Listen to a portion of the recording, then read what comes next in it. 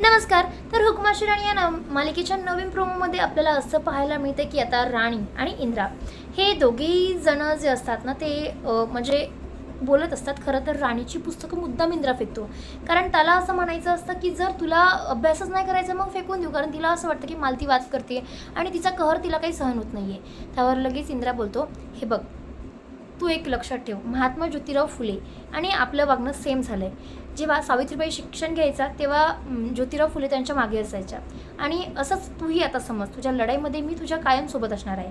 आणि इतकंच नाही, खूप मनोरंजक भाग होता, पण त्यामध्ये नुसतं मला असं वाटतं की कुठे ना कुठे काहीतरी कमी आहे. आणि अजूनही मालतीचे डाव काही संपत नाही आहेत, आणि विक्रांत आणि उर्मिलासुद्धा आपल्या पुन्हा डावांमध्ये नवीन नवीन एका डावांमध्ये चालू झाली. तर तुम्ही पूर्ण भाग बघा, तुम्हाला कळेल की नेमकं काय झालं आणि काय नाही. नमस्कार प्रेक्षकांनो. हुकुमाशी राणी या मालिकेच्या नवीन प्रोमोमध्ये आता आपल्याला काहीतरी नवीनच पाहायला मिळतंय. म्हणजे झालं असं की नेमकी जी राणी असते ती बिचारी स्वयंपाक आणि काम दोन्ही करण्याचा प्रयत्न करते, पण त्यामध्ये आता यावेळी इंद्रा येतो आणि ती राणी अभ्यास पण करते आणि स्वयंपाक पण बनवतोय. मग हे बघितल्यानंतर त्याला अचानक प्रश्न पडतो की आपण एका सगळं करू शकत नाही. आणि मग शेवटी तो बोलतो, राणी तू जरा बस आणि अभ्यास कर, मला माहिती आहे तुझी तब्येत पण बरोबर नाही आहे, तर मग मी एक काम करतो, तू अभ्यास कर आणि मी बाकीचं आवडतो. आता असं म्हटल्यानंतर राणी बोलते की सर नको, अजिबात असं नको, एक काम करूयात, तर मी माझं काम करते, तुम्ही तुमचं काम करा, आणि तसंही असं स्वयंपाक वगैरे करणं तुम्हाला शोभत नाही. आता असं म्हटल्यानंतर या सगळ्यामध्ये लगेचच राणी बोलते की सर काहीही झालं ना तरी मी तुम्हाला कुठलंही काम सांगणार नाही, कारण ऑलरेडी मालती मॅडम खूप चिडल्या आहेत. आता असं म्हटल्यानंतर इंद्रा जो असतो तो बोलतो, हे बघ राणी, मला मान्य आहे तुला काय वाटतं आणि काय नाही, पण आता माझं ऐकायचं आणि मी जे सांगणार ना तेच करायचं. आता असं म्हटल्यानंतर तिच्याकडे काही दुसरा पर्याय नसतो.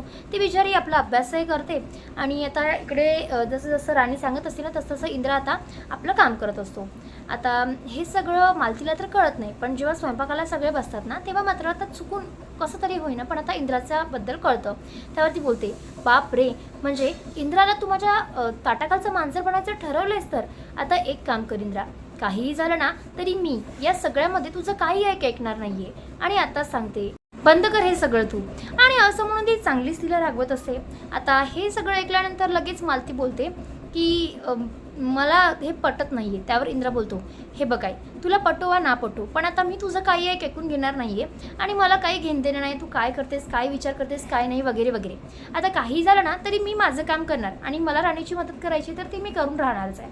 आता असं म्हटल्यानंतर राणी बिचारी या सगळ्यामध्ये काही एक वागत नाही, तिचं वागणं कोणीही काही पटवूनच घेत नाही, त्याच्यामुळे तिला खूप टेन्शन आलेलं असतं. आणि इकडे आता तिथून मालती चिडचिड करून निघून जाते. इकडे अजित आणि रत्ना जे असतात एकमेकांसोबत बोलत असतात. अजित बोलतो की या सगळ्यामध्ये मला खूप वाईट वाटतं, मी जे काही त्यांच्याशी आतापर्यंत वागलो आहे, पण आता मी चांगलं वागण्याचा प्रयत्न करणार. तर रत्ना बोलते, ते सगळं तर ठीक आहे, पण मला एक सांग अजित, तू काय असं नेमकं करणार आहे. त्यावर तिथे लगेच तू बोलतो की मी चांगलं वागण्याचा प्रयत्न करेल, आणि इतकंच नाही, माझ्यामुळे ज्यांना जो त्रास झाला आहे ना तो मी दूर करण्याचा प्रयत्न करेल. त्यावरती बोलते, बरं ते सगळं ठीक आहे. आता इकडे रत्ना जी असते ना ती बोलते की मला तुझ्यातला चांगला अजित नेमका लवकरात लवकर बघायला आवडेल.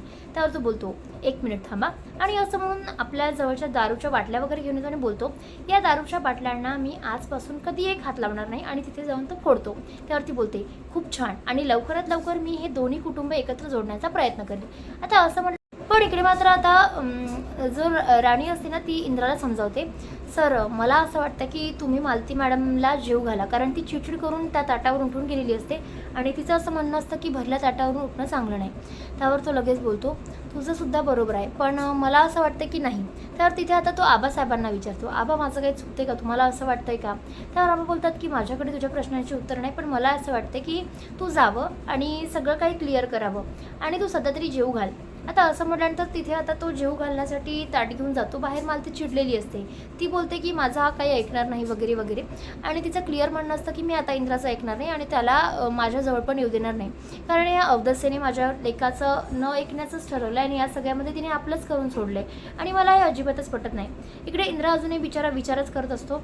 आता त्याचं तर तिला काही समजत नाही, पण इकडे इंद्रा बोलतो की आई तू थोडंसं खाऊन घेतेस का. त्यावरती बोलते, मला तुझ्या हातचं काही एक नको आहे. आता त्यावर तो तिला म्हणजे असं चांगलं समजावून सांगतो आणि बोलतो, तू ना अगदी माझ्यासारखी आहे, चिडल्यावर ना अगदी माझ्यासारखी दिसते, एक काम कर ना प्लीज, खाऊन घे ना.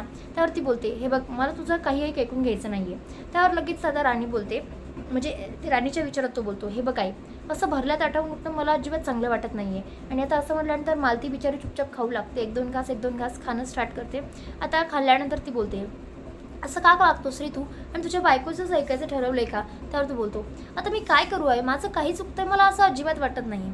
त्यावरती बोलते, बरं ते सगळं ठीक आहे, पण आता मला एक सांग, मी काय वागायचं, असं का करायचं? त्यावर तो बोलतो, हे बघाय, तू आता जरा शांत राहा. आणि इथे सुद्धा मला राणीनेच पाठवले. राणीचं असं म्हणणं आहे की तू जेवायचंस. त्यावरती बोलते, काय म्हणजे इथे पण तू राणीच्याच बोलल्यावर आलाय का? आता असं म्हणून तिथे ती बोलते की जा इथून, मला तुझी काही एक बोलायचं नाही आहे. आणि असं म्हणून तिथून ती त्याला घालवते. तर इकडे आता राणी बिचारी अभ्यास करायचं सोडून तिथे आता विचार करते की नेमकं काय करावं. तिला असं वाटतं की जर या सगळ्यामध्ये पुस्तकच माझे विरोधी झाले असतील तर मग मी पुस्तकांना सोडून द्यायचं.